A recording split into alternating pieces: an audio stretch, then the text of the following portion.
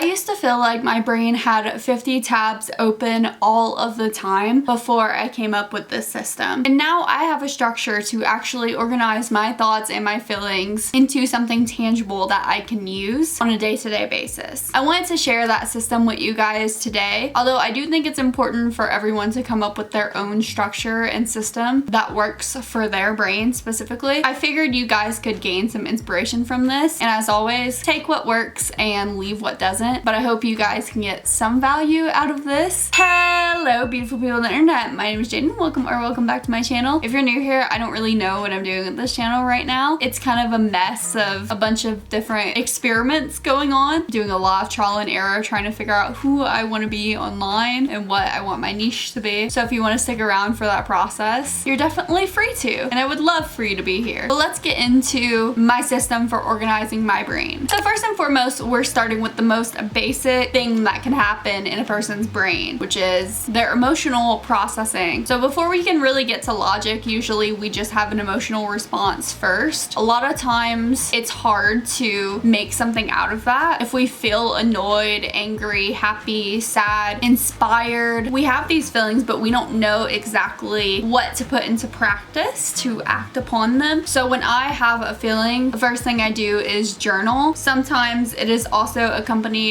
by ranting, filming a video, or just spending a lot of time to just think on a situation. I do this because unless I spend time in that emotion and I do something to get it out of my brain and put it somewhere else, nothing is gonna come out of it. It's just gonna simmer and sit with me. And maybe it'll fade out, but I will gain nothing from that fading out unless I put it somewhere. So I have a lot of different journals, but when it's just a basic thought process, just trying to work a situation out or a feeling out, I have one main journal that I just brain dump everything onto, and that's what I use when I'm going through something like that. If there is a specific idea that is more than just an emotion, it's a actual coherent thought process, or maybe it isn't a coherent thought process, but it's still brainstorming in a specific area, there are specific categories in my life that I have a journal for. For example, I do have a YouTube journal, or I guess a content creation journal. That's where I put all of my brainstorming for content ideas. I like that to be separate from my main journal, I feel like, for obvious reasons. I also have a therapy journal, which I haven't been using as much, but this is more so to write down specific things I'm learning about myself and about the way I operate and the things that I need. Things like my values or my attachment style or my triggers. They're all gonna go in list in that journal. I also have another journal just for life auditing. So I talk a lot about life auditing. I actually have a whole video on my process, but that has changed quite a bit since I've made that video. I do a weekly life audit for several different categories of my life, which I will actually read out to you right now. So those categories are health and fitness, career, content creation, hobbies, appearance, social,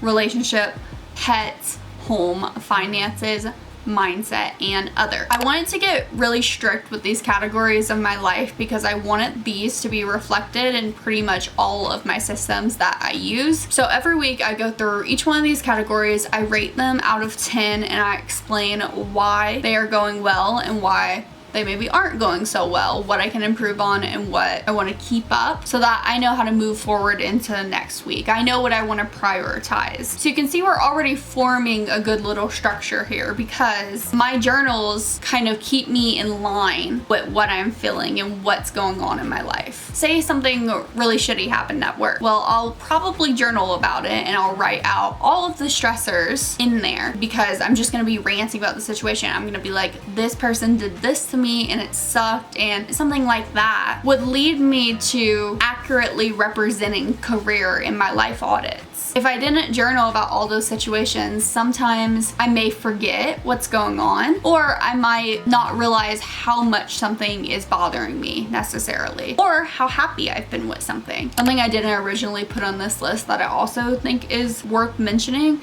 is I do have some kind of habit trackers. I use an app called Pixar, and It lets me do a block for every day of the year. So I can like color code it based on what happened. So that's another way that I can really accurately know how I'm doing, because let's say my workout tracker. I have a workout tracker in Pixel, so I actually can see how many workouts I've done throughout the week. I also have my Aura Ring that tracks my steps. So I have different trackers on my phone that allow me to see how much I'm doing what I want. I guess with that, it's also worth mentioning that I track my reading and I track my TV shows and my movies, everything like that. I have all of those as either pages on Notion, or a few of them I do have apps. Like I use Storygraph for my reading, which is something that helps me know how much I'm staying on top of my hobbies. So all of those things really influence my life audits and how I'm feeling about each category of my life, because I can see how I was feeling throughout the week through my journals, and I can see how consistent I've been with my habits on all of my different trackers on my phone. So that kind of covers a lot of the external stuff, basically what I'm putting out into the world, how I'm processing my feelings, and how I'm tracking my habits and my progress. But the way that I input all of this stuff, how I plan out some of these actions based on what I've been feeling and what I've been seeing in my life audits, or maybe it's the other way around. Maybe emotions, life audits, all of that, that's input because I'm getting that information about myself and my emotions and my situation, and then I'm planning what to do next. So yeah, actually output wise, what I'm doing with all the information I'm given is, first and foremost, I have a master to-do list. If you want to use mine, I do have a template on Gumroad. I'll link that in the description down below, but I use this to-do list for literally every single thing. And this is when those categories are really, really important, because each of those categories is a category in my master to-do list. So say I wrote that I've been feeling really shitty about my workouts and I feel really bad about my body and I feel like I'm not eating healthy, then I'm probably gonna put that my health and fitness is like a 3 out of 10 on my life audit. With that, obviously I know that I need to put a lot of plans into place to fix the situation. So that's when I'm gonna put everything in this master to-do list in my health and fitness category. That's also what drives my weekly and monthly goals. I basically know what categories are the most at risk throughout my week, and I know which ones are doing the best. So I'm usually gonna focus on assigning the most tasks or the most goals to the areas that need the most improvement. But yeah, I'm literally pulling my monthly goals, my yearly goals even, off of that master to-do list. And what am I seeing consistently come up on this to-do list? Or like what hasn't been making progress? So for another example, one of the goals that has been on my content creation to-do list page is hit 1,000 subscribers. That has been a goal for so long. It's been sitting there for quite a while. Then I know that my annual goals for next year are probably gonna be related to something like that, because that goal has not gone away for so long. And it's like, if it sits there for long enough and I don't end up deleting it, then it's probably worth exploring and pushing further with. Obviously, even with goals and a to-do list, you still need some kind of structure to accomplish the things that you have written down. So I do like to use time blocking. I use Google Calendar for this. It also integrates with my Apple Calendar. I'm not super strict with my time blocking, but I do like to see an overview of my week for the most part with some element of time blocking. So I put all of my work hours, I put all of the days that I work out, I put all of the days I want to do content creation, I put in my bedtime routine, I put in my morning routine, I put all of my habits that I want to accomplish as a task for each day. That way, when I have my week at a glance, say that I originally had a workout planned on Monday, but something came up and I have to move it, then I can see that maybe that means I'm going to work out Tuesday, Wednesday, Thursday. And I can have that picture painted right away. And I know what that's gonna look like. So that way I don't have to be surprised when Wednesday comes around. I'm like, wait, I have to work out again today? Like, it's all on the calendar right there in front of me. And then lastly, I know some people aren't gonna like this one, but I do use ChatGPT for very specific game plans and tackling specific issues. So say there is something on my to-do list that I want to work on, but the thing that is making me procrastinate is I don't know how to build a structure for it. That's when I do get the help of AI. I have found that this has helped me a lot. The way my brain works, it is very hard for me to compile all of my thoughts into like one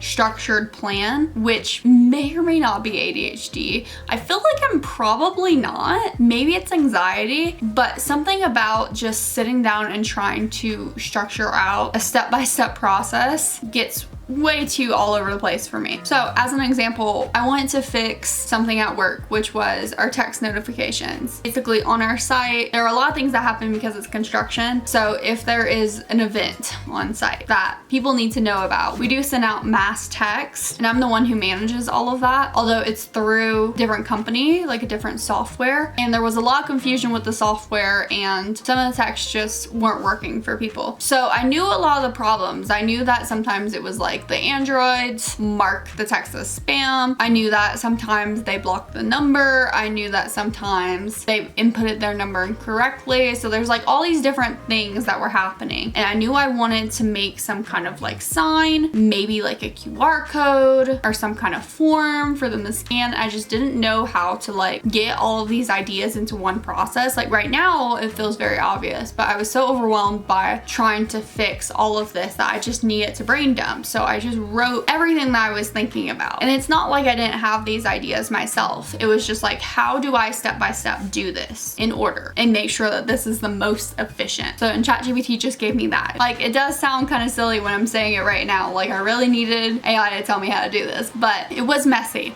It was messy for me, and that just helped me come up with something that I could actually operate on within 2 minutes instead of having to sit here and organize my own thoughts. Organizing my thoughts when I am inspired is the hardest part for me, because I will have 100 things come up at one time and I can't even write those things down fast enough, much less get them into an orderly fashion to know how to operate on them step by step. So that's where I use ChatGPT for. That's where I think it's the most useful. And that's where I think we can be our most productive as people, if that's what you need, you know? So that is where I'm at in my life today. This is how I've honestly become the most productive version of myself and have become pretty efficient as an employee, as a content creator, hell, as a gamer, as a reader, as a like everything. This structure is gold to me. This is how I'm going to become my best self. I'm just going to keep expanding on this system. I mean, it's already pretty perfect right now, so I don't know what else I can do, but I am happy with learning more and expanding it more. I'm always eager to make my life more efficient. But yeah, that's all I have to say. I hope you guys enjoyed this video, and I hope you guys got something out of it. If you did, be sure to leave a like and a comment, and if you're feeling generous, you can even subscribe. I do hope to see you guys all in the next video, but if not, bye bye.